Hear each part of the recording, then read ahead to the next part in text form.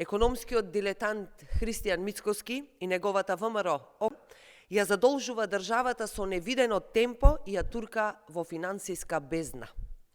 Само за првите 3 месеци од оваа година направен е нов долг од 700 милиони евра. Врз грбот на народот, врз грбот на идните млади генерации. За 2 години откако Мицкоски е на власт, јавниот долг е зголемен за огромни 2,3 милиарди евра и сега изнесува 10 милиарди и 774 милиони евра, историски највисоко.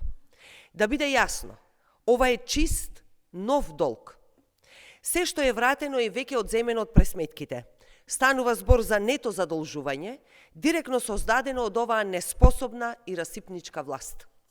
2,3 милиарди евра нови договори, а во исто време нема пари за повисоки плати за работниците. Владата одбива да ја покачи минималната плата од 600 евра, нема мерки за поскапувањата, граѓаните се оставени сами да се справуваат со сиромаштијата и тоа во криза.